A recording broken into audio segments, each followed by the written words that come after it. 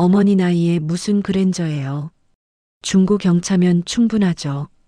며느리의 그 한마디가 제 인생을 완전히 바꿔놓을 줄은 그때 몰랐습니다.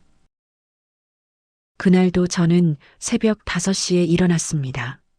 복지관 출근 준비를 하며 거실을 지나가는데 며느리 방에서 불이 새어나오고 있었습니다. 문틈 사이로 며느리와 아들의 목소리가 희미하게 들려왔습니다. 여보, 엄마 차 좀 사드려야 하지 않을까요? 복지관 출퇴근도 힘들어 하시고 아들의 목소리였습니다.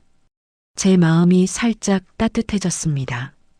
그런데 며느리의 대답은 차가웠습니다. 어머니 나이에 무슨 차가 필요해요? 지하철 타시면 되죠. 굳이 사드려야 한다면 중고 경차 정도면 충분해요.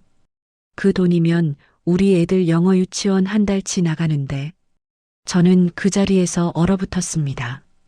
발을 움직일 수가 없었습니다. 아들이 뭐라 대답하는지는 들리지 않았습니다.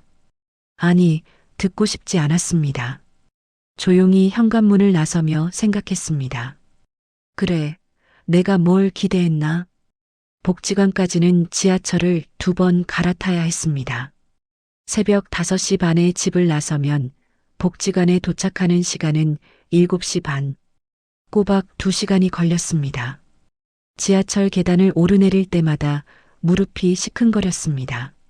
환승할 때마다 사람들에게 떠밀리고 출근 시간대 10,000원 지하철에서는 숨조차 제대로 쉴 수 없었습니다. 하지만 참았습니다. 저는 늘 참아왔으니까요. 복지관 소장님이 제게 말씀하셨습니다. 사모님, 차만 있으면 거동 불편하신 어르신들 병원 모시고 다닐 수 있잖아요. 그러면 월급도 150만 원에서 200만 원으로 올라가고요. 생각해 보세요. 200만 원이면 제 용돈으로는 큰 돈이었습니다. 아들한테 손 벌리지 않고 며느리 눈치 보지 않고 제 힘으로 벌어서 쓸 수 있는 돈. 그리고 무엇보다 제가 더 필요한 사람이 될 수 있다는 것.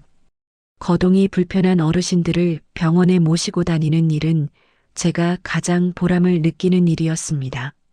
그분들이 순자 씨 덕분에 살아요라고 말씀하실 때마다 제 존재가 의미 있게 느껴졌으니까요. 차가 있으면 더 많은 분들을 도울 수 있을 텐데. 그날 저녁 저는 아들에게 조심스럽게 말을 꺼냈습니다. 민수야, 엄마가 차가 좀 필요할 것 같아. 복지관에서도 차 있으면 월급 더 준다고 하고. 아들의 얼굴이 밝아졌습니다. 엄마, 좋은 차 하나 사드릴게요. 현대 그랜저 어때요? 엄마가 타시기 편하게. 제 가슴이 뭉클했습니다. 역시 내 아들이야. 엄마 마음 알아주는구나. 그런데 그때였습니다. 며느리가 끼어들었습니다. 어머니 나이에 무슨 그랜저예요. 중고 경차면 충분하죠. 요즘 중고차 시장 좋아서 200만 원에서 300만 원이면 괜찮은 거 나와요. 아들이 난처한 표정으로 아내를 쳐다봤습니다. 여보, 그래도 엄마가 타실 건데. 여보, 우리도 애들 학원비에 대출 이자에 빠듯한 거 알잖아요. 시어머니 차에 수천만 원씩 쓸 여유 없어요. 그 순간 저는 깨달았습니다. 아, 내가 이 집에서 수천만 원의 가치도 안 되는구나. 며느리가 웃으며 제게 말했습니다. 어머니, 제 말이 틀렸어요? 경차면 기름값도 덜 들고 주차도 편하잖아요. 실용적이 최고죠. 저는 그저 고개만 끄덕였습니다. 그래, 내 말도 맞다. 아들은 아무 말도 하지 않았습니다. 그날 밤 저는 잠을 이룰 수 없었습니다. 이불 속에서 눈만 뜨고 천장을 바라보며 생각했습니다. 수천만 원이 아까운 건 이해합니다. 며느리 말처럼 경차면 충분할 수도 있습니다. 하지만 단 한 번이라도 제게 물어봤으면 좋았을 텐데요. 어머니, 어떤 차가 좋으세요? 어머니, 편하게 다니실 수 있는 걸로 골라볼까요? 그런 말 한마디면 충분했을 텐데. 결국 저는 제 돈으로 차를 샀습니다. 통장에 모아둔 돈 300만 원을 꺼내서 10년 된 중고 경차를 샀습니다. 차를 인도받는 날 중고차 딜러가 말했습니다. 어머니, 이 차 좀 오래됐어요. 브레이크 패드도 갈아야 하고 한 200만 원만 더 보태시면 훨씬 좋은 거 있는데. 저는 고개를 저었습니다. 괜찮아요. 이거면 돼요. 딜러는 더 이상 말하지 않았습니다. 차 키를 받아들고 운전대를 잡았을 때 제 손이 떨렸습니다. 기쁨이 아니었습니다. 씁쓸함이었습니다. 이 낡은 차를 타고 복지관으로 가는 길, 백미러에 비친 제 얼굴이 낯설었습니다. 언제부터였을까요? 이렇게 작아진 게. 복지관 동료들이 제 차를 보고 말했습니다. 어머, 순자 씨 차 사셨어요? 그런데 좀 오래된 거 아니에요? 저는 웃으며 대답했습니다. 괜찮아요. 굴러가기만 하면 되죠 뭐. 하지만 제 웃음 뒤에 숨은 서러움을 아무도 몰랐습니다. 집에 돌아와서 며느리에게 말했습니다. 지은아, 엄마 차 샀어. 중고 경차로. 며느리가 환하게 웃었습니다. 어머니, 잘하셨어요. 실용적인 게 최고죠. 우리 돈 안 들어서 다행이에요. 우리 돈 안 들어서 다행. 그 말이 제 가슴에 비수처럼 꽂혔습니다. 그날 밤에도 저는 잠을 이루지 못했습니다. 아들 방 쪽을 바라보며 혼자 중얼거렸습니다. 민수야, 엄마는 괜찮아. 엄마는 늘 괜찮았으니까. 하지만 제 눈에서는 뜨거운 것이 흘러내렸습니다. 그리고 저는 그때까지 몰랐습니다. 이 낡은 중고차가 제 인생을 송두리째 바꿔놓을 거라는 걸. 중고차를 산 지 2달이 지났습니다. 매일 아침 그 차를 몰고 복지관으로 출근했고 거동이 불편한 어르신들을 병원에 모시고 다녔습니다. 월급은 약속대로 200만 원으로 올랐습니다. 하지만 차는 점점 이상해지고 있었습니다. 브레이크를 밟을 때마다 삐걱거리는 소리가 났고 가끔씩 페달이 푹 꺼지는 느낌이 들었습니다. 정비소에 가야 한다는 생각을 했지만 또 돈이 나간다는 생각에 차일피일 미루게 되었습니다. 그냥 조심히 운전하면 되겠지. 저는 스스로를 그렇게 다독였습니다. 그날도 저는 김복순 할머니를 모시고 병원으로 가는 길이었습니다. 85의 복순 할머니는 무릎이 안 좋아서 혼자서는 병원에 갈 수가 없었습니다. 아들은 서울에 살고 며느리는 바빠서 오지 않았습니다. 그래서 제가 매주 할머니를 모시고 정형외과에 다녔습니다. 순자 씨 덕분에 내가 사네. 순자 씨 없으면 난 어쩔 뻔했어. 할머니가 뒷좌석에서 제 어깨를 토닥이며 말씀하셨습니다. 그 말 한마디에 제 마음이 따뜻해졌습니다. 적어도 여기서는, 이 복지관에서는 제가 필요한 사람이었으니까요. 병원 주차장으로 들어서는 순간이었습니다. 앞에 서 있던 차가 갑자기 멈췄고 저는 반사적으로 브레이크를 밟았습니다. 그런데 브레이크가 밟히지 않았습니다. 페달이 바닥까지 푹 꺼져버렸습니다. 아, 안 돼. 제 입에서 비명이 터져 나왔습니다. 차는 그대로 앞차의 뒤를 들이받았습니다. 쿵! 둔탁한 소리와 함께 제 몸이 앞으로 쏠렸고 안전벨트가 가슴을 강하게 조였습니다. 순간 허리에 날카로운 통증이 왔습니다. 뒷좌석에서 복순 할머니의 신음소리가 들렸습니다. 아이고, 아이고. 할머니, 할머니 괜찮으세요? 저는 허리의 통증을 참으며 뒤를 돌아봤습니다. 다행히 할머니는 안전벨트를 하고 계셔서 크게 다치지는 않으신 것 같았습니다. 앞차에 운전자가 내려와서 화를 내기 시작했습니다. 아니, 어떻게 운전을 하는 거예요? 차 뒤가 완전히 찌그러졌잖아요. 저는 떨리는 목소리로 사과했습니다. 죄송합니다. 브레이크가 고장이 나서. 고장난 차를 왜 몰고 다니세요? 보험 처리해야겠어요. 결국 경찰이 왔고 보험사에 연락했습니다. 그리고 저는 구급차에 실려 응급실로 갔습니다. 허리가 너무 아파서 제대로 서 있을 수조차 없었습니다. 응급실에서 검사를 받고 의사가 말했습니다. 허리뼈에 금이 갔어요. 입원하셔야 합니다. 수술까지는 아니지만 최소 2주는 안정을 취하셔야 해요. 입원. 그 말을 듣는 순간 제 머릿속이 하얘졌습니다. 복지관은 어떡하지? 어르신들은 누가 모시지? 그리고 무엇보다 병원비는 얼마나 나올까? 병실로 옮겨져서 누워 있는데 간호사가 수납 안내서를 가져왔습니다. 입원비, 검사비, 치료비를 합쳐서 일주일에 약 400만 원. 2주면 800만 원. 거기에 재활 치료까지 하면 1200만 원 정도 예상된다고 했습니다. 그리고 상대방 차 수리비는 보험 처리를 해도 제 부담금이 800만 원 정도 나온다고 했습니다. 총 2천만 원. 제가 300만 원 주고 산 중고차 때문에 2천만 원이 나가게 된 겁니다.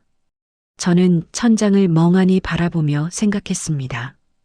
200만 원 더 보태서 좋은 차를 샀더라면, 아니, 아들이 사준다는 차를 탔더라면, 이런 일은 없었을 텐데. 다음 날 아들이 병문안을 왔습니다. 혼자였습니다. 엄마, 괜찮으세요? 많이 아프세요? 아들의 얼굴에 걱정이 가득했습니다. 괜찮아. 며느리는? 애들 학원 데려다 주느라. 나중에 온대요. 저는 고개를 끄덕였습니다. 그렇겠지. 며느리에게는 저보다 아이들이 더 중요하니까. 아들이 조심스럽게 물었습니다. 엄마, 병원비는 얼마나 나왔어요? 1200만 원 정도래. 거기다 상대방 차 수리비 800만 원 더하면 2천만 원쯤. 아들의 얼굴이 굳어졌습니다. 2천만 원이요? 그 표정을 보는 순간 저는 알았습니다. 아들도 부담스러워하고 있다는 걸. 사흘째 되는 날 며느리가 처음으로 병문안을 왔습니다. 과일 바구니 하나를 들고 왔습니다. 어머니, 많이 놀라셨죠?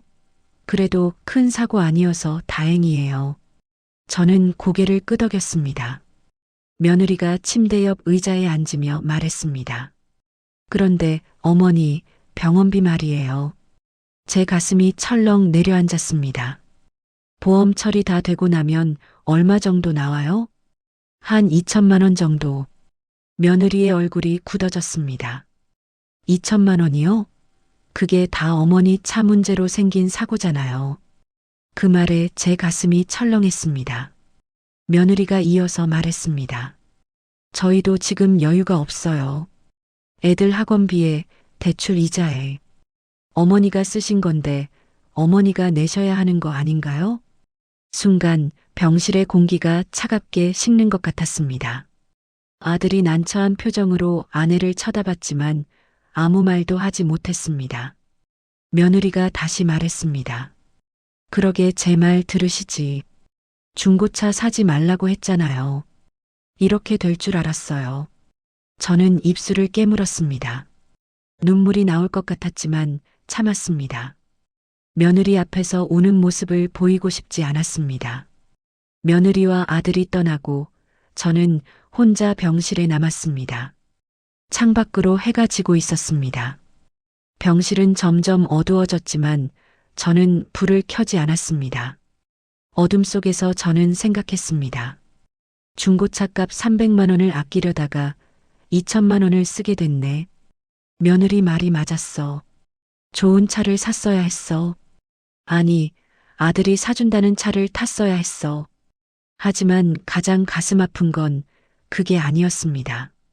며느리의 그 한마디였습니다. 어머니가 쓰신 건데 어머니가 내셔야죠. 저는 이 집에서 제가 아프고 다친 것조차 제 책임이었습니다.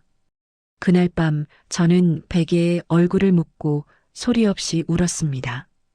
평생 참아왔던 서러움이 한꺼번에 쏟아져 나왔습니다. 이렇게 살려고 제가 평생 희생한 건 아니었는데, 일주일 후 퇴원 날이 다가왔습니다. 병원비는 제 통장에 있던 돈과 보험금으로 간신히 냈습니다. 평생 모아둔 돈이 한순간에 날아갔습니다. 아들이 퇴원을 도우러 왔습니다. 엄마, 우리 집으로 가시죠. 하지만 저는 고개를 저었습니다. 아니야. 나 친구 집에서 좀 지낼래. 네. 왜요? 저는 아들을 바라보며 조용히 말했습니다. 민수야, 엄마 혼자 생각 좀 할 시간이 필요해. 아들의 얼굴에 당혹감이 스쳤습니다. 하지만 저는 더 이상 설명하지 않았습니다. 차에 탄 채로 창밖을 바라보며 생각했습니다. 이제 더 이상 눈치 보며 살고 싶지 않다. 그리고 그 순간 저는 결심했습니다. 무언가를 바꿔야 한다고. 제 인생을 제가 다시 찾아야 한다고. 친구 영숙이는 저를 반갑게 맞아주었습니다. 순자야, 어서 와. 얼마든지 있어도 돼. 영숙이는 저와 40년 지기 친구였습니다. 젊은 시절 같은 식당에서 일하며 알게 됐고, 각자 결혼하고 아이를 키우면서도 연락을 이어왔습니다. 영숙이는 남편과 사별한 후 혼자 살고 있었습니다. 작은 방 하나를 내어주며 영숙이가 말했습니다. 일단 쉬어. 천천히 생각해. 급할 거 없어. 저는 고개를 끄덕이고 방으로 들어갔습니다. 짐이라고는 작은 가방 하나뿐이었습니다. 옷 몇 벌과 세면도구, 그리고 통장. 그게 전부였습니다. 침대에 앉아 창밖을 바라봤습니다.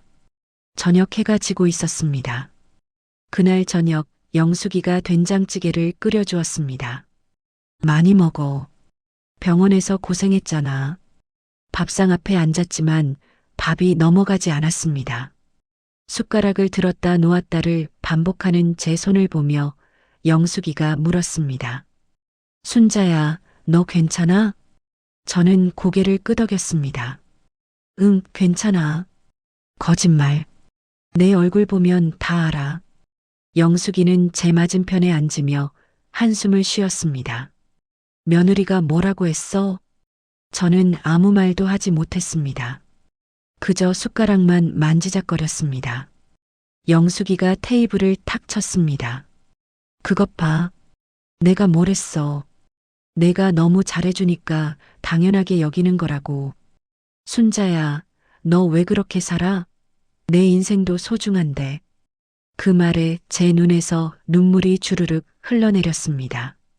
참고 있던 것들이 터져나왔습니다. 영숙아, 나 너무 힘들어. 저는 영숙이에게 모든 것을 털어놨습니다. 중고차를 사게 된 이야기, 사고가 난 이야기, 며느리가 한 말들. 영숙이는 제 손을 꼭 잡아주며 들어주었습니다. 병원비 2천만 원을 혼자 냈어.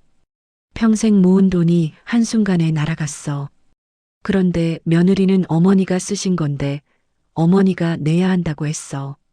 영숙이의 얼굴이 일그러졌습니다. 그게 며느리가 할 소리야? 시어머니가 다쳐서 병원에 누워 있는데 민수도 아무 말 안 했어. 그냥 곤란한 표정만 지었어. 아들도 아들이네. 자기 엄마가 다쳤는데. 영숙이가 제 손을 더 세게 잡았습니다. 순자야, 너 언제까지 그렇게 살 거야? 눈치 보면서 미안해 하면서. 너 평생 뭐 했어? 남편 일찍 보내고 혼자 아들 키우느라 밤낮으로 일했잖아. 식당에서 설거지하고 청소 일하고 너 손이 얼마나 거칠어졌는데. 영숙이의 목소리가 떨렸습니다. 그렇게 키워놓은 아들이 엄마가 다쳤는데도 병원비 내는 걸 부담스러워해? 며느리는 어머니가 내세우라고 해? 저는 고개를 숙였습니다. 영숙이가 제 턱을 들어 올리며 말했습니다. 순자야, 이제 그만 참아. 내가 참는다고 상황이 나아지는 거 아니야. 오히려 더 당연하게 여기게 돼. 그날 밤 저는 잠을 이룰 수 없었습니다. 영숙이의 말이 머릿속을 맴돌았습니다. 너 언제까지 그렇게 살 거야? 언제까지 눈치를 봐야 할까요? 언제까지 미안해하며 살아야 할까요? 저는 뭘 잘못한 걸까요? 평생 가족을 위해 헌신했는데 왜 제가 다쳤을 때는 아무도 제 편이 되어주지 않는 걸까요? 창밖으로 달이 떠 있었습니다. 저는 달을 바라보며 생각했습니다. 제 인생에서 제가 주인공이었던 적이 있었나? 남편의 아내로, 아들의 엄마로, 며느리의 시어머니로. 저는 늘 누군가의 역할이었습니다. 그럼 박순자는요? 박순자라는 한 사람은 어디에 있는 건가요? 다음 날 아침 아들에게서 전화가 왔습니다. 엄마, 언제 집에 오실 거예요? 지은이가 엄마 걱정한다고. 저는 잠시 망설였습니다. 그리고 조용히 대답했습니다. 민수야, 엄마 당분간 여기 있을게. 네? 왜요? 무슨 일 있어요? 아니야. 엄마가 그냥 좀 쉬고 싶어. 엄마. 민수야, 너도 내 가정 잘 챙기고. 엄마는 괜찮아. 전화를 끊고 나서 저는 깊게 숨을 쉬었습니다. 가슴이 답답했습니다. 하지만 동시에 묘한 해방감도 느껴졌습니다. 며칠 후 복지관 소장님에게서 전화가 왔습니다. 사모님 괜찮으세요? 병원에 계시다고 들었는데. 네, 소장님. 퇴원했어요. 죄송해요. 한동안 출근 못할 것 같아요. 아니에요, 사모님. 건강이 먼저죠. 그런데 사모님, 혹시 시간 되시면 복지관에 한번 들러주실 수 있으세요? 드릴 말씀이 있어서요. 무슨 일이세요? 전화로는 좀 그렇고 직접 뵙고 말씀드리고 싶어요. 저는 고개를 끄덕였습니다. 알겠습니다. 내일 들를게요.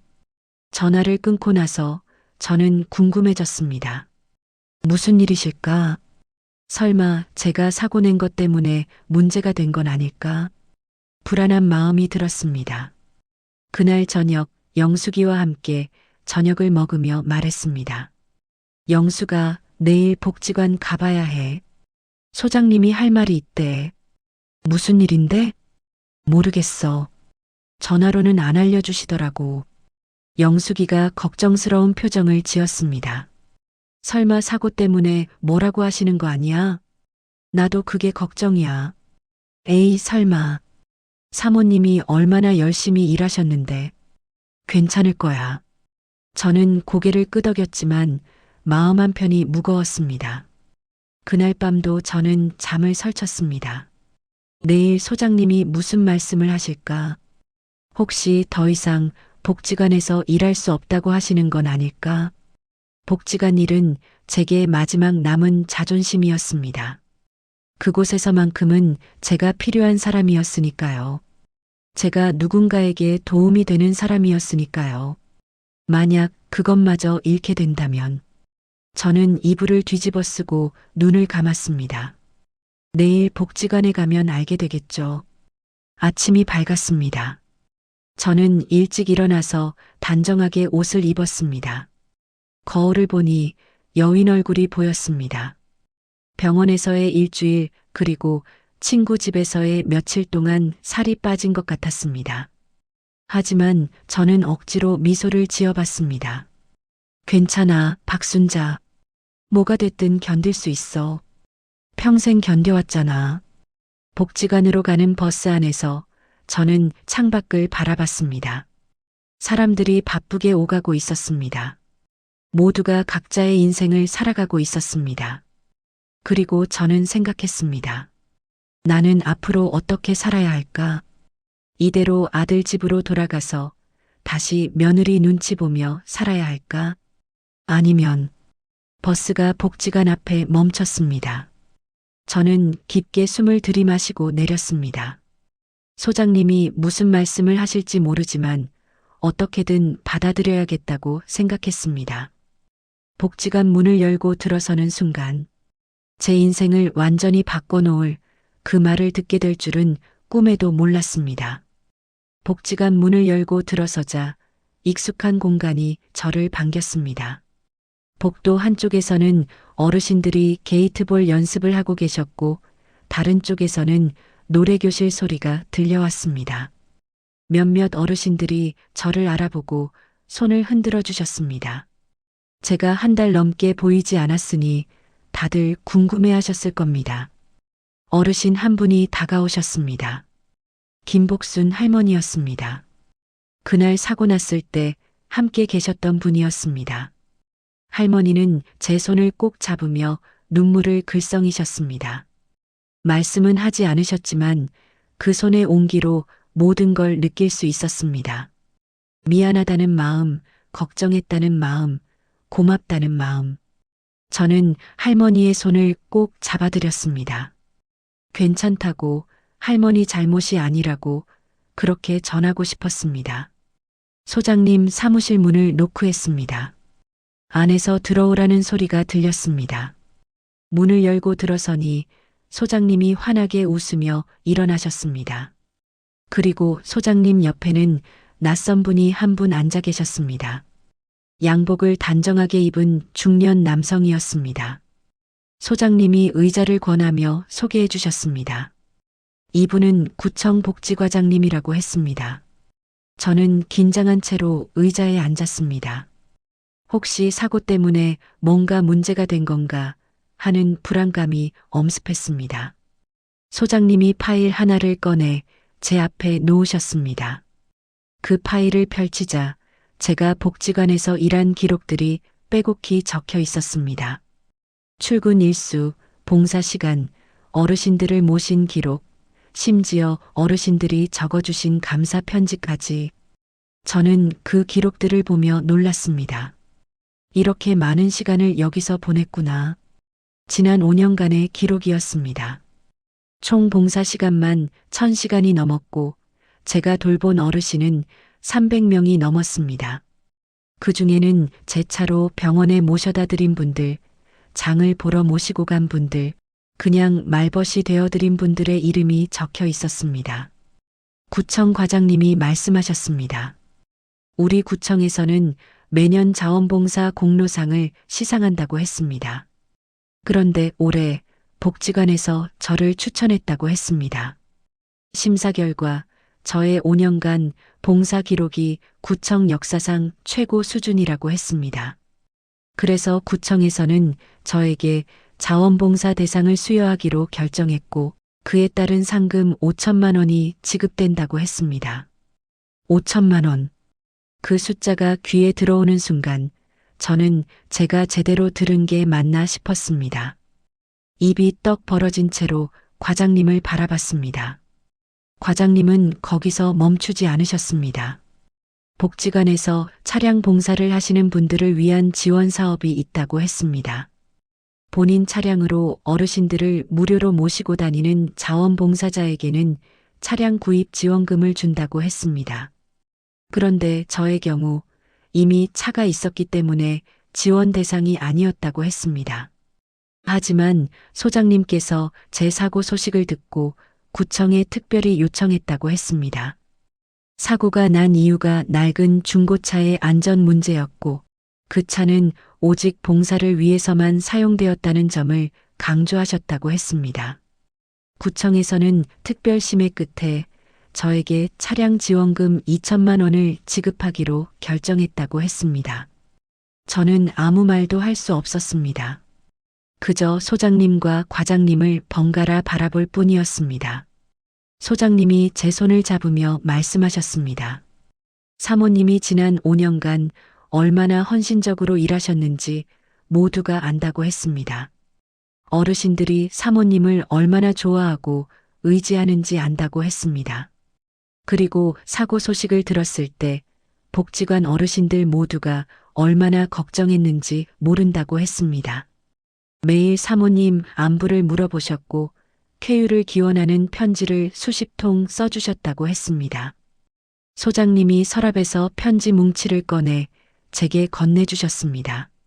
저는 떨리는 손으로 편지들을 받아들었습니다. 한 장 한 장 펼쳐보니 어르신들의 손글씨가 빼곡했습니다. 어떤 분은 순자 씨 덕분에 병원 갈 수 있었다고 적으셨고 어떤 분은 순자 씨가 말벗이 되어줘서 외롭지 않았다고 적으셨습니다. 어떤 분은 순자 씨의 웃는 얼굴을 보면 하루가 행복하다고 적으셨습니다. 편지를 읽는 내내 제 눈에서 눈물이 주르륵 흘러내렸습니다. 저는 제가 어르신들을 도와드렸다고만 생각했습니다. 하지만 사실은 어르신들이 저를 살게 해주셨던 겁니다. 제가 필요한 사람이라고, 제가 소중한 사람이라고 그렇게 느끼게 해주셨던 겁니다. 과장님이 서류 몇 장을 꺼내 제 앞에 놓으셨습니다. 상금과 지원금 수령을 위한 서류였습니다. 서명만 하면 일주일 내로 입금된다고 했습니다. 저는 떨리는 손으로 펜을 들었습니다. 박순자. 제 이름을 쓰는 순간 뭔가가 제 안에서 무너지고 다시 세워지는 느낌이었습니다. 평생 누군가의 엄마, 누군가의 아내, 누군가의 시어머니로만 살았던 제가 박순자라는 이름으로 인정받는 순간이었습니다. 과장님과 소장님은 축하한다며 악수를 청하셨습니다. 저는 고개를 숙여 인사했습니다. 감사하다는 말밖에 할 수 없었습니다. 사무실을 나와 복도를 걸으며 저는 멍한 상태로 생각했습니다. 5천만 원과 2천만 원, 총 7천만 원, 병원비 2천만 원을 냈어도 5천만 원이 남습니다. 새 차를 사도 충분히 남습니다. 그날 저녁 영숙이에게 모든 이야기를 했습니다. 영숙이는 제 손을 잡고 같이 울었습니다. 기쁨의 눈물이었습니다. 영숙이가 말했습니다. 봐라, 내가 평생 착하게 산 게 헛되지 않았다고 했습니다. 하늘이 다 보고 있었다고 했습니다. 저는 고개를 끄덕이며 생각했습니다. 정말 그런 걸까요? 제가 착하게 살아서가 아니라 그저 운이 좋았던 걸까요? 아니, 그게 중요한 게 아니었습니다. 중요한 건 이제 저에게 선택권이 생겼다는 겁니다. 아들 집으로 돌아갈 수도 있고 돌아가지 않을 수도 있습니다. 며느리 눈치를 볼 수도 있고 보지 않을 수도 있습니다. 그리고 저는 그날 밤 결심했습니다. 더 이상 눈치 보며 살지 않겠다고. 더 이상 제 인생을 남에게 맡기지 않겠다고. 이제부터는 박순자로 살겠다고. 다음 날 저는 소장님을 다시 찾아뵈었습니다. 복지관에서 제공하는 직원 숙소가 있다고 들었습니다. 혹시 거기서 살 수 있느냐고 여쭤봤습니다. 소장님은 환하게 웃으며 말씀하셨습니다. 물론이라고, 사모님이 원하시면 얼마든지 가능하다고 했습니다. 작은 원룸이지만 깨끗하고 복지관과 가까워서 출퇴근하기 편하다고 했습니다. 저는 그 자리에서 결정했습니다. 거기서 살겠다고. 며칠 후 저는 차량 지원금으로 새 차를 샀습니다. 중고차가 아닌 새 SUV였습니다.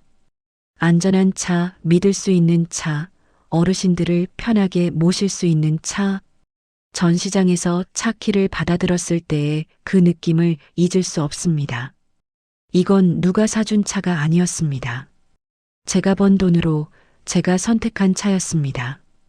운전석에 앉아 핸들을 잡았을 때 눈물이 났습니다. 이게 제 차구나. 제 힘으로 산 차구나. 그리고 저는 아들에게 문자를 보냈습니다. 민수야, 엄마 이제 너희 집 안 갈 것 같아. 복지관 숙소로 이사했어. 여기서 지내는 게 엄마는 편해. 너도 내 가정 잘 챙기고. 엄마 걱정하지 마. 엄마는 이제 괜찮아. 문자를 보내고 나서 저는 핸드폰을 내려놓았습니다. 가슴이 두근거렸습니다. 두려움 반, 설렘 반. 아들이 뭐라고 답장할지 궁금했지만 동시에 상관없다는 생각도 들었습니다. 이제는 제 인생이니까요.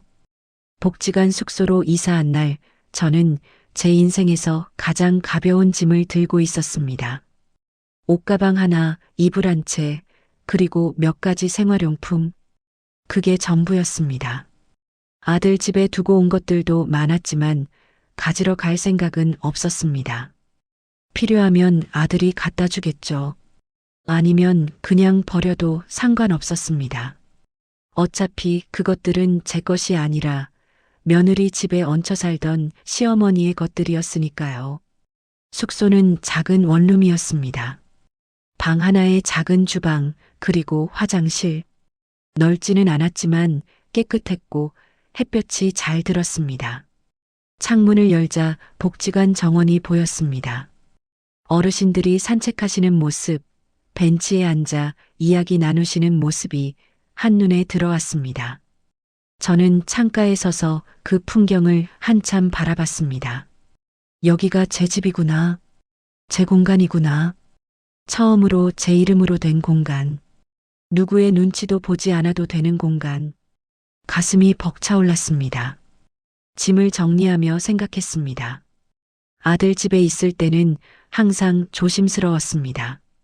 부엌에서 설거지할 때도, 거실에서 TV를 볼 때도, 심지어 화장실을 쓸 때도 며느리 눈치를 봤습니다. 너무 오래 화장실에 있으면 안 될 것 같았고, 너무 늦게까지 TV를 보면 안 될 것 같았습니다. 냉장고 문을 열 때도 조심스러웠습니다. 혹시 며느리가 사둔 음식을 제가 먹으면 안 될 것 같아서 항상 제 것만 꺼내 먹었습니다. 그런데 이제는 이 작은 냉장고 안에 모든 게 제 것입니다. 이 작은 공간의 모든 게 제 것입니다. 저녁을 준비하며 저는 혼자 웃었습니다. 간단하게 계란 후라이와 김치만 꺼내서 먹었는데 이렇게 편할 수가 없었습니다. 아들 집에서는 항상 며느리와 아들, 그리고 손자들 것까지 차려야 했습니다. 그들이 먼저 먹고 설거지하고 그 다음에야 제 밥을 먹을 수 있었습니다. 식탁에 앉아 혼자 밥을 먹으며 저는 처음으로 깨달았습니다. 혼자 먹는 밥이 이렇게 편할 수도 있구나. 그날 밤 아들에게서 전화가 왔습니다. 한참을 망설이다가 받았습니다. 아들의 목소리는 당황스러워 보였습니다. 엄마가 왜 갑자기 이러시냐고, 무슨 일이 있었냐고, 집으로 돌아오시라고 했습니다. 저는 조용히 대답했습니다. 민수야, 엄마는 이제 여기서 살 거야. 여기가 편해. 아들은 이해할 수 없다는 듯 물었습니다. 그래도 가족인데 왜 혼자 사시려고 하냐고 며느리도 걱정한다고 했습니다. 그 말에 저는 씁쓸하게 웃었습니다. 며느리가 걱정한다고요? 병원비 내라고 했던 며느리가요? 저는 아들에게 말했습니다. 민수야, 엄마가 복지관에서 상 받았어. 상금 5천만 원이랑 차량 지원금 2천만 원 받았어. 병원비도 다 냈고 차도 새로 샀어. 이제 엄마는 너희한테 손 벌릴 일 없어. 전화 너머로 아들이 숨을 들이켰습니다. 엄마, 그게 무슨... 저는 이어서 말했습니다. 민수야, 엄마가 평생 너를 위해 살았어. 내가 대학 갈 때까지 밤낮으로 일했어. 그런데 엄마가 다쳤을 때 너는 아무 말도 못했잖아. 며느리가 병원비 내라고 할 때 너는 그냥 곤란한 표정만 지었어. 아들이 더듬거리며 말했습니다. 엄마, 그때는 저도 힘들어서... 저는 아들의 말을 끊었습니다. 알아, 민수야. 너도 힘들었겠지. 대출도 있고 애들 키우는 것도 힘들고 엄마가 다 이해해. 하지만 민수야, 엄마도 사람이야. 엄마도 아프면 아픈 거고 서러우면 서러운 거야. 엄마라고 해서 모든 걸 참아야 하는 건 아니야. 전화 너머로 아들의 흐느끼는 소리가 들렸습니다. 엄마, 죄송해요. 저는 눈물을 닦으며 말했습니다. 민수야, 엄마는 너를 원망하지 않아. 단지 이제는 엄마도 엄마 인생을 살고 싶어. 너도 내 가정 잘 챙기고 엄마는 엄마대로 살게. 가끔 전화하고 명절 때는 얼굴 보자. 그것만으로도 충분해. 전화를 끊고 나서 저는 한참을 창밖을 바라봤습니다. 밤하늘에 별이 떠 있었습니다. 저는 별을 보며 생각했습니다. 이게 맞는 걸까요? 아들에게 상처를 준 건 아닐까요? 하지만 동시에 제 가슴이 편해지는 것도 느꼈습니다. 평생 참고 살았던 말들을 처음으로 꺼내놓은 것 같았습니다. 다음 날부터 저는 복지관에서 다시 일을 시작했습니다. 새 차를 몰고 어르신들을 병원에 모셔다 드렸습니다. 어르신들은 제 새 차를 보고 놀라워하셨습니다. 순자 씨, 차 바꿨어요? 이거 완전 새 차잖아요. 저는 웃으며 대답했습니다. 네, 구청에서 지원금 받아서 샀어요. 어르신들 편하게 모시려고요. 어르신들은 제 손을 잡으며 말씀하셨습니다. 순자 씨 복 받을 거야. 이렇게 착한 사람은 꼭 복 받아. 그 말을 들으며 저는 생각했습니다. 이미 복을 받은 것 같다고. 이렇게 제가 필요한 곳이 있고 제가 소중한 사람이라고 느낄 수 있는 것만으로도 충분히 복이라고. 일주일쯤 지났을 때 며느리에게서 전화가 왔습니다. 처음에는 받지 않으려고 했지만 계속 울려서 받았습니다. 며느리의 목소리는 조심스러웠습니다. 어머니, 저예요. 지은이에요. 집으로 돌아오세요. 저희가 잘못했어요. 저는 조용히 들었습니다. 며느리는 계속 말했습니다. 어머니가 상금 받으셨다는 거 민수한테 들었어요. 정말 대단하세요. 저희가 어머니한테 너무했어요. 앞으로는 잘할게요. 그 말을 들으며 저는 알았습니다. 며느리가 갑자기 태도를 바꾼 이유를. 제게 돈이 생겼으니까. 제가 가치 있는 사람이 됐으니까. 그래서 더 씁쓸했습니다. 저는 며느리에게 말했습니다. 지은아, 고마워. 하지만 엄마는 이제 여기서 사는 게 편해. 너희 집에 가면 눈치 보게 되고 그게 힘들더라. 여기서는 편하게 살 수 있어. 며느리가 당황하며 말했습니다. 어머니, 그게 저희가 정말 잘할게요. 제발 집으로. 저는 며느리의 말을 끊었습니다. 지은아, 엄마는 너를 원망하지 않아. 단지 이제는 각자의 삶을 사는 게 맞는 것 같아. 너도 내 가정 잘 챙기고. 엄마는 명절 때 얼굴 볼게. 전화를 끊고 나서 저는 깊게 숨을 쉬었습니다. 가슴이 답답했지만 동시에 시원했습니다. 더 이상 제가 굽실거리지 않아도 된다는 것. 더 이상 눈치를 보지 않아도 된다는 것. 그것만으로도 충분히 자유로웠습니다. 그날 저녁 저는 혼자 숙소에서 라면을 끓여 먹었습니다. 작은 냄비에 라면을 끓이고 계란을 하나 넣었습니다. 김치를 꺼내고 혼자 먹었습니다. 창밖으로는 복지관 정원의 가로등이 켜져 있었습니다. 조용했습니다. 하지만 외롭지 않았습니다. 오히려 평온했습니다. 저는 라면을 먹으며 생각했습니다. 이게 제 인생이구나. 박순자의 인생. 누군가의 엄마도 누군가의 시어머니도 아닌 그냥 박순자. 그리고 그게 나쁘지 않았습니다. 며칠 후 복지관 게시판에 공지가 붙었습니다. 구청에서 자원봉사 대상 시상식을 한다는 공지였습니다. 제 이름이 적혀 있었습니다. 어르신들이 모여서 축하해 주셨습니다. 순자 씨, 대단해요. 우리 복지관의 자랑이에요. 저는 얼굴이 화끈거렸습니다. 부끄러웠지만 기뻤습니다. 제가 누군가에게 인정받는다는 것, 제가 누군가에게 자랑스러운 사람이라는 것, 그게 이렇게 뿌듯할 수 있다는 걸 처음 알았습니다. 그날 밤 저는 거울 앞에 섰습니다. 거울 속에 제 얼굴을 바라봤습니다. 주름이 늘었고 머리카락에는 흰머리가 섞여 있었습니다. 하지만 눈빛만큼은 예전과 달랐습니다. 더 이상 눈치 보는 눈이 아니었습니다. 더 이상 주눅든 눈이 아니었습니다. 당당한 눈이었습니다. 저는 거울 속에 제게 말했습니다. 박순자, 잘하고 있어. 이제 당당하게 살아. 내 인생은 내 거야. 그리고 저는 정말로 그렇게 믿기 시작했습니다. 제가 복지관 숙소로 이사한 지 한 달쯤 지났을 때 동네에 소문이 퍼지기 시작했습니다. 처음에는 몰랐습니다. 저는 복지관과 숙소를 오가며 제 일에 집중하고 있었고 아들 집이 있는 동네와는 거리가 있었으니까요. 하지만 소문은 생각보다 빠르게 퍼졌습니다. 며느리가 자주 가는 마트에서 시작됐다고 들었습니다. 마트 앞 벤치에는 늘 동네 아주머니들이 앉아서 수다를 떨었고 며느리는 장을 보러 갈 때마다 그분들 앞을 지나쳤습니다.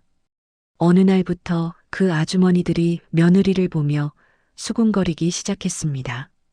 저 집 시어머니 어디 갔대? 복지관에서 상 받았는데 며느리가 몰랐대. 중고차 사고 났을 때 병원비도 안 냈다며. 시어머니 혼자 다 냈대. 그래서 시어머니가 집 나갔대. 며느리는 처음에는 그냥 무시했습니다. 고개를 들고 당당하게 마트로 들어갔습니다. 하지만 마트 안에서도 시선을 느꼈습니다. 계산대 아주머니가 며느리를 쳐다보며 옆 사람에게 뭐라고 속삭였습니다. 며느리는 빨리 계산을 마치고 마트를 나왔습니다. 뒤에서 웅성거리는 소리가 들렸습니다.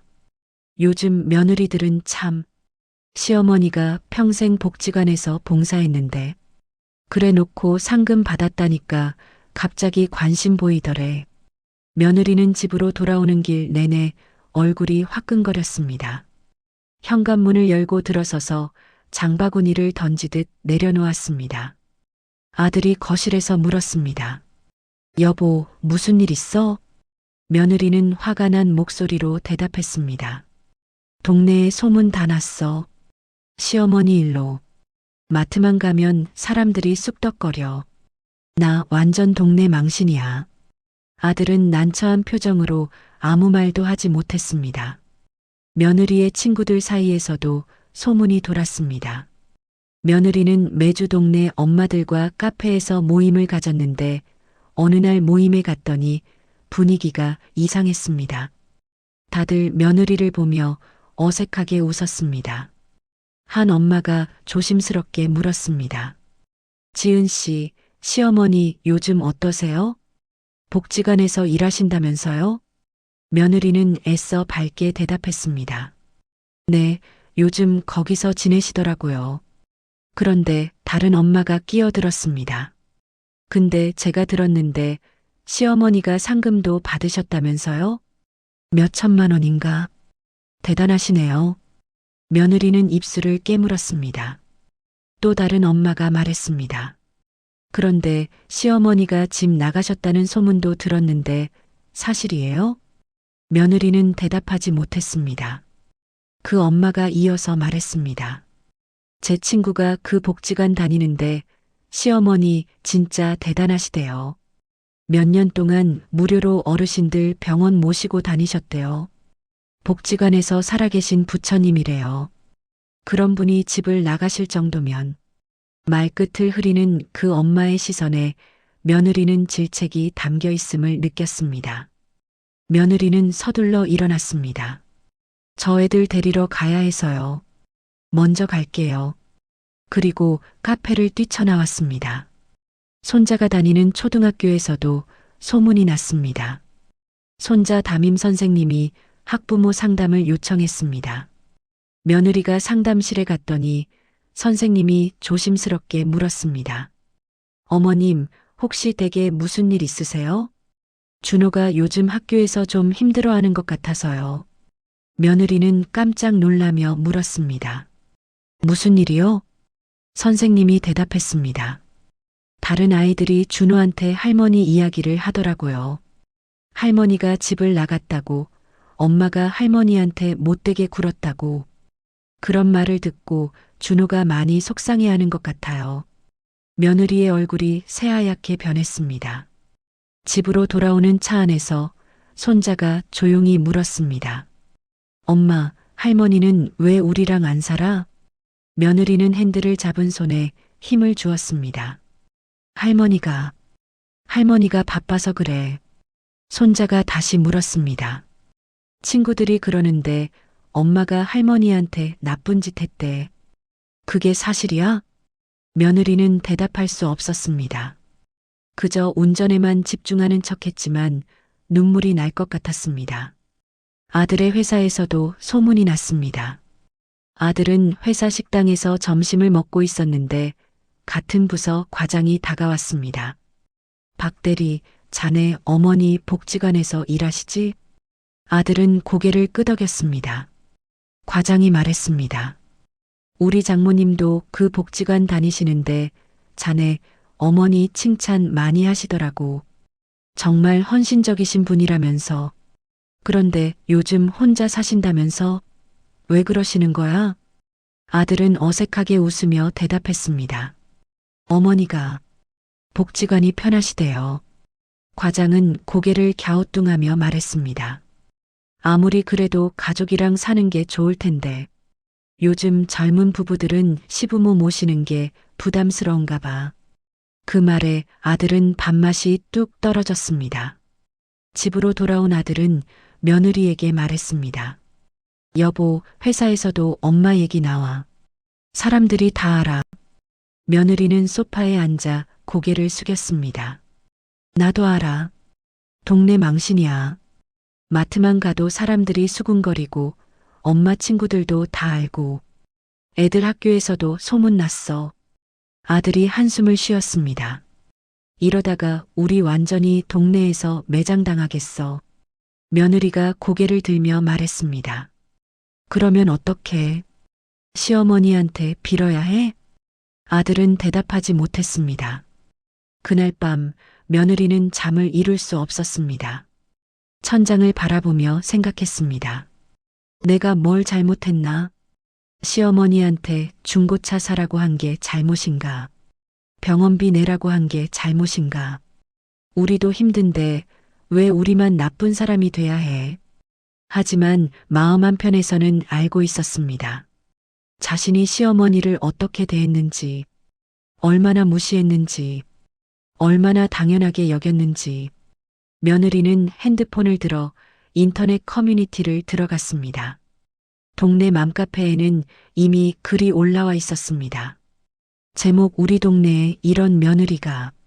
내용 시어머니가 복지관에서 몇 년 동안 봉사하셨는데 며느리가 중고차 사라고 해서 사고 났대요. 병원비도 안 내고. 그래서 시어머니가 집 나가셨대요. 요즘 며느리들 너무한 거 아닌가요? 댓글에는 비난이 쏟아지고 있었습니다. 와, 진짜 몰상식하다.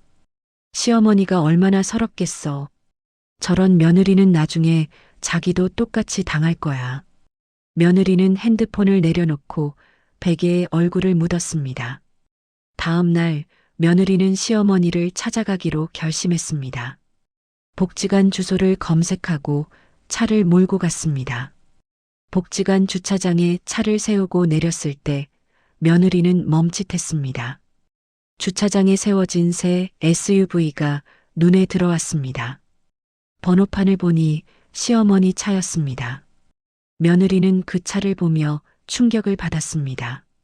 이렇게 좋은 차를, 시어머니가 이런 차를 타고 다니신다고?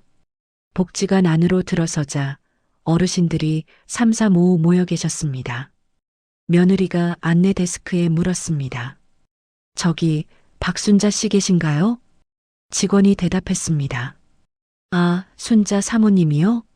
지금 어르신들 병원 모시고 가셨어요. 1시간 후에 오실 거예요. 며느리는 로비 의자에 앉아 기다렸습니다.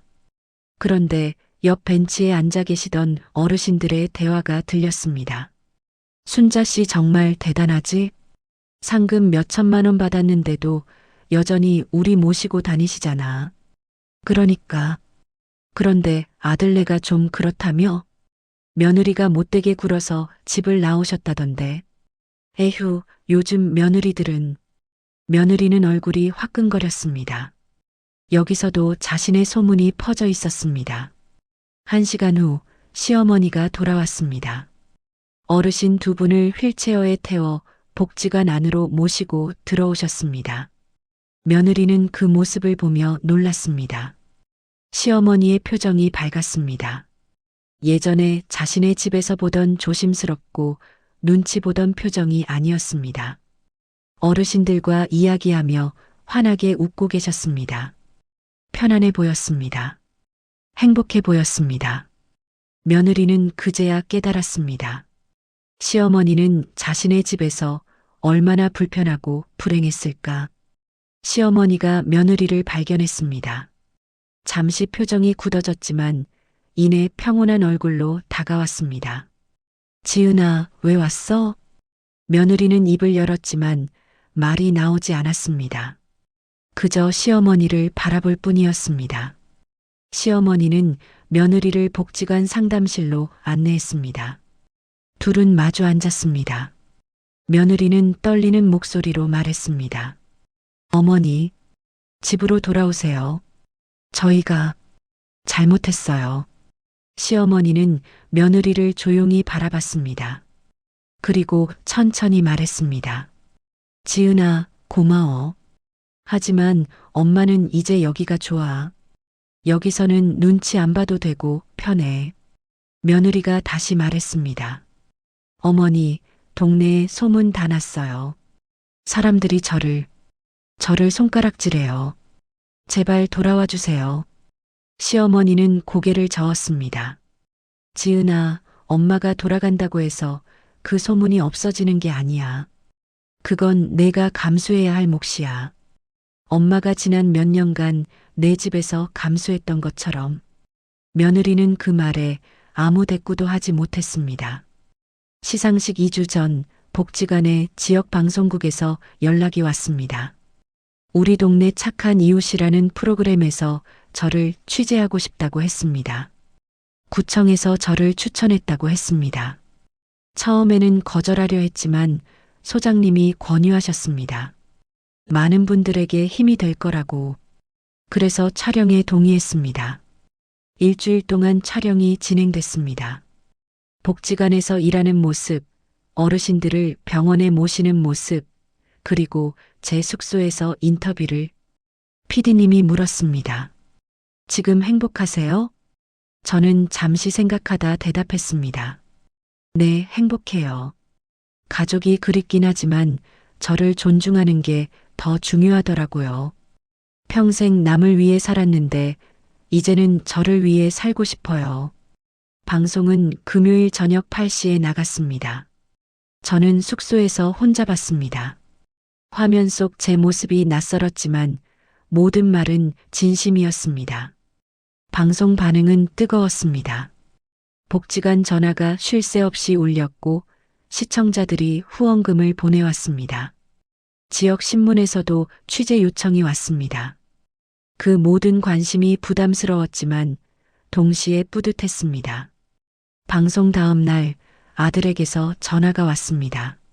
목소리가 떨리고 있었습니다. 엄마, 방송 봤어요. 엄마가 얼마나 힘드셨는지 몰랐어요. 정말 죄송해요.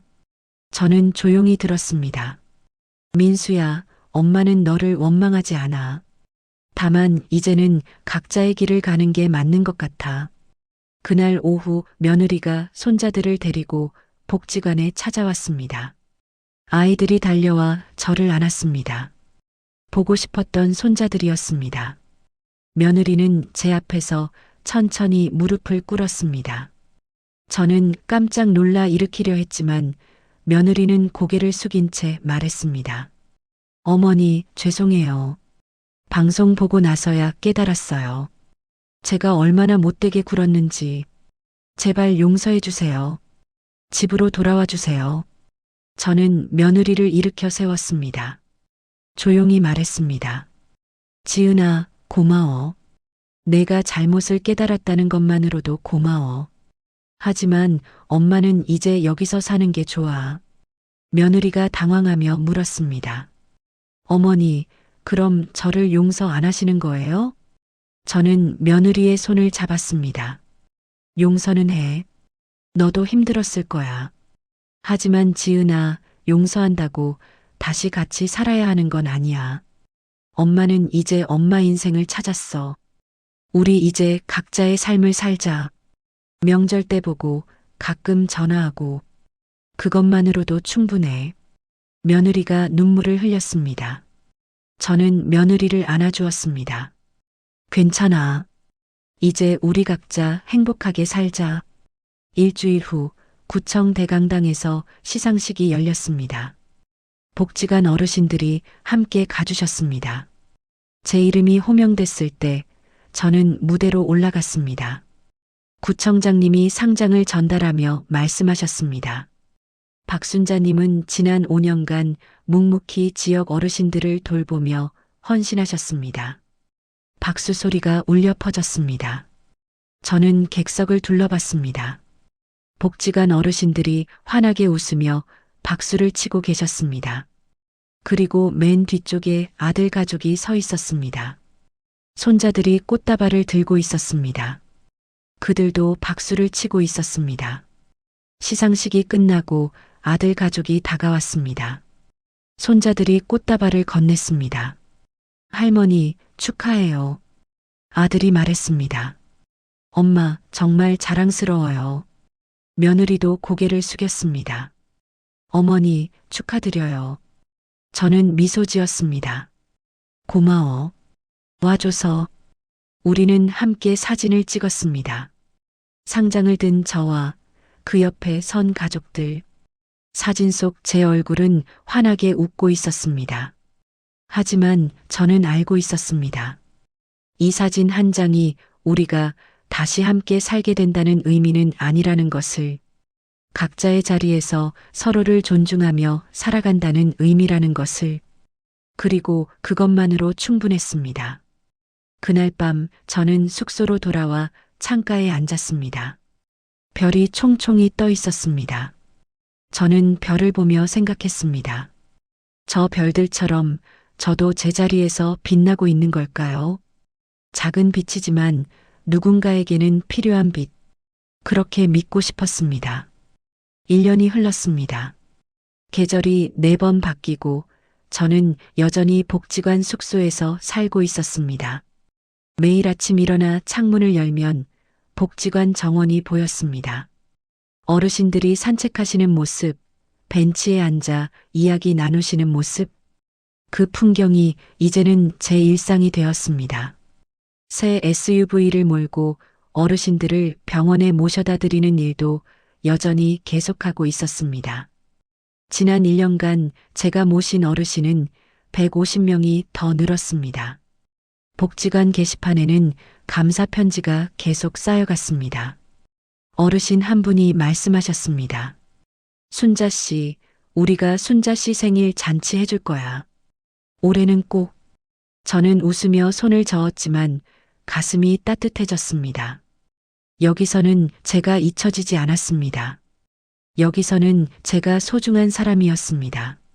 아들과는 한 달에 한 번씩 통화했습니다. 며느리와도 가끔 문자를 주고받았습니다. 어색하지만 예전보다 편해졌습니다. 서로에게 기대하지 않으니 오히려 부담이 없었습니다. 명절이 다가왔습니다. 추석이었습니다. 저는 아들 집으로 갔습니다. 약속대로 명절에는 얼굴을 보러 가기로 했으니까요. 현관문을 열자 손자들이 달려왔습니다. 할머니, 아이들이 저를 안았습니다. 많이 컸습니다. 며느리가 나와서 인사했습니다. 어머니, 오셨어요. 어서 들어오세요. 예전처럼 눈치 보는 목소리가 아니었습니다. 그렇다고 과하게 친절한 척도 아니었습니다. 그저 자연스러웠습니다. 아들이 거실에서 일어나 말했습니다. 엄마, 편하게 앉으세요. 식사 시간이 됐습니다. 며느리가 음식을 차렸습니다. 예전 같으면 제가 부엌에서 일했을 텐데 이제는 며느리가 했습니다. 저는 손자들과 거실에서 이야기를 나눴습니다. 할머니, 복지관 재밌어? 응, 재밌어. 할머니, 거기서 친구들 많아. 손자가 신기한 듯 물었습니다. 할머니도 친구 있어? 저는 웃으며 대답했습니다. 물론이지. 할머니도 사람인데 친구 있지. 식사를 마치고 며느리가 설거지를 시작했습니다. 저는 일어나려다가 멈췄습니다. 예전처럼 제가 설거지를 해야 할까요? 아니, 그럴 필요 없었습니다. 며느리가 웃으며 말했습니다. 어머니, 편히 계세요. 제가 할게요. 저는 고개를 끄덕이고 다시 앉았습니다. 손자들과 함께 TV를 보며 시간을 보냈습니다. 저녁이 되자 저는 일어났습니다. 이제 갈 시간이었습니다. 아들이 물었습니다. 엄마, 좀 더 계시다 가세요. 저는 웃으며 말했습니다. 아니야, 오늘 복지관에서 어르신들이랑 윷놀이 하기로 했어. 엄마 거기 가 있으면 마음이 편하더라. 며느리가 조심스럽게 물었습니다. 어머니, 정말 괜찮으세요? 혼자 사시는 거? 저는 며느리를 바라보며 대답했습니다. 응, 괜찮아. 혼자지만 외롭지 않아. 오히려 자유로워. 며느리가 고개를 끄덕였습니다. 알겠어요. 조심히 가세요. 현관을 나서며 손자들이 배웅해 주었습니다. 할머니, 또 올 거지? 저는 아이들을 안으며 말했습니다. 그럼 다음 명절에 또 올게. 차에 올라타 시동을 걸었습니다. 백미러로 아들 집을 바라봤습니다. 현관 앞에서 손 흔드는 가족들이 보였습니다. 저는 손을 흔들어 답했습니다. 그리고 천천히 차를 몰았습니다. 복지관으로 돌아오는 길은 편안했습니다. 마음이 무겁지 않았습니다. 미련도 없었습니다. 그저 명절 인사를 다녀온 것 뿐이었습니다. 복지관 주차장에 차를 세우고 내렸습니다. 복지관 2층 창에서 어르신들이 손을 흔들고 계셨습니다. 순자 씨 왔어? 빨리 와. 윷놀이 시작한다. 저는 웃으며 손을 흔들었습니다. 네, 지금 갑니다. 숙소로 들어가 가방을 내려놓았습니다. 작은 공간이지만 제 냄새가 나는 공간이었습니다. 창문을 열자 시원한 바람이 들어왔습니다. 저는 창가에 서서 복지관 정원을 바라봤습니다. 어르신들이 벤치에 모여 이야기 나누고 계셨습니다. 저를 기다리고 계셨습니다. 저는 미소를 지었습니다. 거울 앞에 섰습니다. 거울 속 제 모습을 보았습니다. 주름은 더 늘었고 흰머리도 많아졌습니다. 하지만 눈빛은 달랐습니다. 더 이상 주눅 들지 않은 눈이었습니다. 당당한 눈이었습니다. 저는 거울 속 제게 말했습니다. 박순자, 잘 살고 있어. 이제 당당하게 내 길을 가. 복지관으로 내려가는 계단을 걸으며 생각했습니다. 평생 누군가의 엄마, 누군가의 시어머니로 살았습니다. 하지만 이제는 박순자로 삽니다. 제 이름으로, 제 방식으로. 그게 이기적인 걸까요? 아니, 그렇지 않습니다. 이제야 제가 저를 찾은 겁니다. 늦었지만 늦지 않았습니다. 복지관 문을 열자 어르신들의 웃음소리가 들렸습니다. 순자 씨, 어서 와. 저는 환하게 웃으며 그분들께 다가갔습니다. 네, 왔습니다. 오늘도 저는 박순자로 살아갑니다. 당당하게, 자유롭게, 그리고 행복하게, 제 인생의 주인공으로. 긴 이야기 들어주셔서 감사합니다. 구독과 알림 설정은 큰 힘이 됩니다. 더 좋은 이야기로 찾아뵙겠습니다. 항상 건강하세요.